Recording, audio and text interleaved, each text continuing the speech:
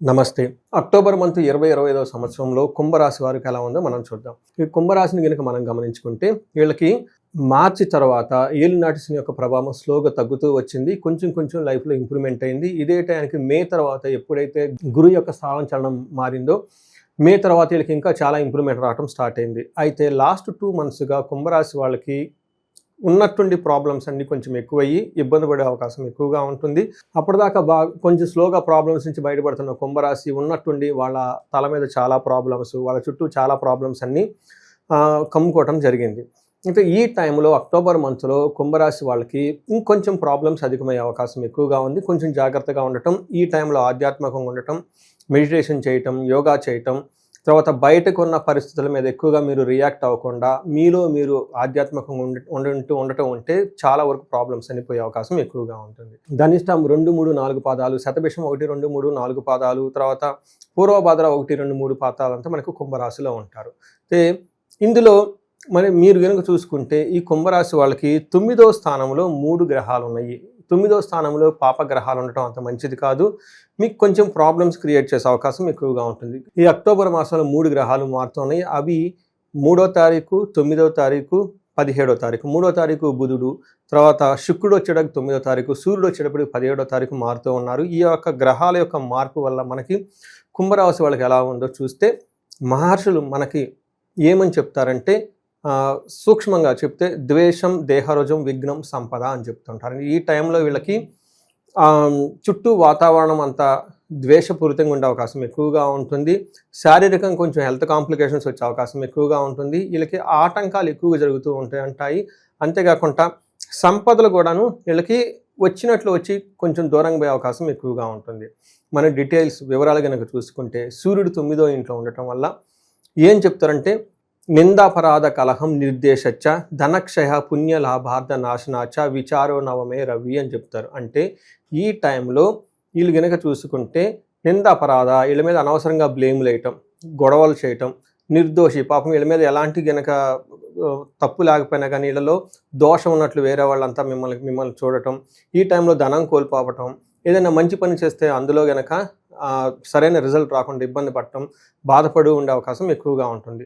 కానీ ఓవరాల్గా ఎంత బాధలు ఉన్నా ఓవరాల్గా అవుట్ సైడ్ చాలా బాగుంటారు. ఇది మనకి సూర్యుడు వల్ల వచ్చే మిక్స్డ్ రిజల్ట్ అని చెప్పుకోవాలి. నెక్స్ట్ కుజుడికి చూసుకుంటే కుజుడు అగైన్ వీళ్ళకి 9వ స్థానంలో ఉండటం వల్ల అంత మంచి చేయదు, అంత మంచిది కాదు అని చెప్తుంటారు. ఈ రాశి వాళ్ళకి ఫాదర్స్ కానివ్వండి, ఫాదర్ రిలేటెడ్ ఫిగర్స్ ఎవరున్నా ఉన్నా కానీ వాళ్ళకి కొంచెం ఇబ్బందులు, హెల్త్ ప్రాబ్లమ్స్ వచ్చే అవకాశం ఎక్కువగా ఉంటుంది.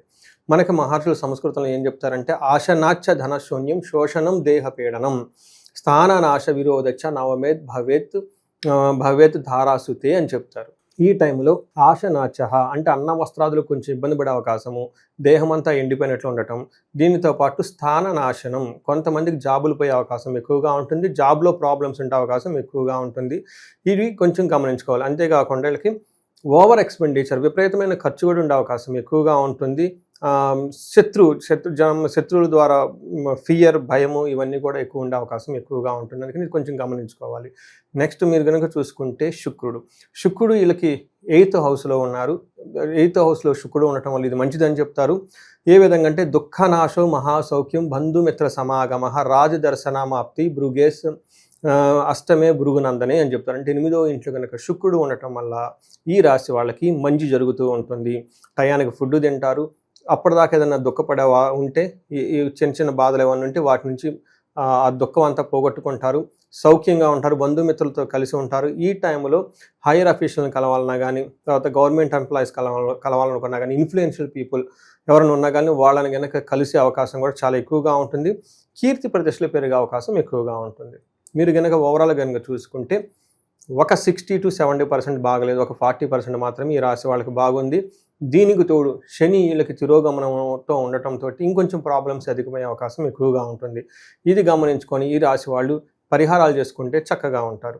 ఇందులో 3 నక్షత్రాలు ఉంటాయి. నక్షత్రం ప్రకారం కనుక మనం చూసుకుంటే ధనిష్ట, శతభిషం, పూర్వభాద్ర నక్షత్రాలు 3 నక్షత్రాలు ఉంటాయి.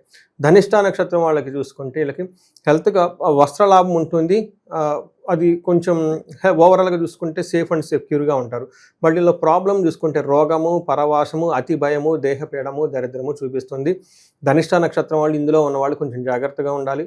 శతభిష నక్షత్రం కనుక చూసుకుంటే వీళ్ళకి దరిద్రము, అతి భయము, పరవాసము, రోగము చూపిస్తుంది. అంటే ఎక్కడ కూడా వీళ్ళకి కొంచెం అంత సౌఖ్యంగా లేదు, ఇబ్బంది పడే అవకాశం ఎక్కువగా ఉంటుంది. పూర్వభాద్ర నక్షత్రం వాళ్ళకి రాజ్యలాభము, పరవాసము చూపిస్తుంది. ఫారిన్ రిలేటెడ్ ఏమన్నా కనెక్షన్స్ ఉంటే అందులో ఇంప్రూవ్ వచ్చే అవకాశం ఎక్కువగా ఉంటుంది. ప్రమోషన్స్ వచ్చే అవకాశం ఎక్కువగా ఉంటుంది. అయితే ఇందులో రోగము, అతి భయము, దరిద్రము కూడా చూపిస్తూ ఉంటుంది. ఈ 3 వచ్చేటప్పటికి నెగటివ్, ప్రతికూలంగా ఎక్కువగా ఉన్నాయి. అంటే ఓవరాల్గా కనుక చూసుకుంటే శతభిషం, పూర్వభాద్ర నక్షత్రాలకి గాయాలయ్యే అవకాశం కూడా ఎక్కువగా ఉంటుంది. వీళ్ళకి సూర్యుడు వల్ల లత్త ఉండటం వల్ల. సో ఈ రాశి వాళ్ళు పరిహారాలు కనుక చూసుకుంటే వీళ్ళు మంచి మంచి పరిహారాలు చేసుకోవాలి. ఒకటి వీళ్ళకి ఇంకా ఏలినాటి శని ఉండటంతో శనికి సంపూర్ణ శాంతి పూజలు చేయించుకోవటం, మన్యుపాశుపత అభిషేకం చేయించుకోవటం, అంతేకాకుండా శనికి అధిష్టాన దేవతన దక్షిణీ కాళీ అమ్మవారి యొక్క మంత్రం కూడాను వీళ్ళు జపం చేయించుకోగలిగితే శని పెట్టే బాధల నుండి చాలా వరకు తీవ్రత నుంచి ప్రాబ్లం నుంచి బయటపడిపోతారు. ఎవరైతే బిజినెస్ పీపుల్ ఉన్నారో, రియల్ ఎస్టేట్ పీపుల్ ఉన్నారో, ఎక్కడైనా కనుక మీకు ధనం లేక, ప్రవాహం లేక ఇబ్బంది పడిపోతూ ఉంటే ఈ టైంలో దసరా నుంచి దీపావళి ఉన్న మధ్య టైంలో వీళ్ళు ఒకటి కుబేరు పాశుపత అభిషేకం చేయించుకున్న, మీకు ఇంకా ధనంకి సంబంధించిన ప్రాబ్లమ్స్ ఎక్కువగా ఛాలెంజెస్ ఉన్నా కానీ కుబేర పాశుపతంతో పాటు మహాలక్ష్మి విశేష హోమం చేయించుకున్న, లేదంటే మల్టీ సోర్సెస్ ఆఫ్ ఇన్కమ్ కావాలి, కొత్తగా ఎక్కడ మాకు సోర్సెస్ ఆఫ్ ఇన్కమ్ లేదు అని మీరు కనుక అనుకుంటే, బహుముఖ ఆదాయం మాకు కావాలి అనుకుంటే స్వర్ణలక్ష్మి విశేష హోమం చేయించుకున్నా కానీ ఈ రాశి వాళ్ళకి విపరీతంగా కలిసి వచ్చే అవకాశం ఎక్కువగా ఉంటుంది.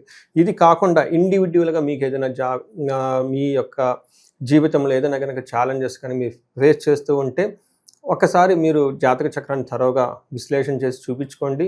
అందులో ఇంకా ఏమైనా ప్రాబ్లమ్స్ ఉంటే, ఏమైనా దోషాలు ఉంటే అవన్నీ నివృత్తి చేసుకుంటే మీ లైఫ్ 10 అంతలు ముందుకెళ్ళిపోయే అవకాశం చాలా ఎక్కువగా ఉంటుంది. ఈ రాశి వాళ్ళకి అష్టైశ్వర్యాలు కలగాలని, భోగభాగ్యాలు కలగాలని చెప్పేసి కోరుకుంటున్నాను.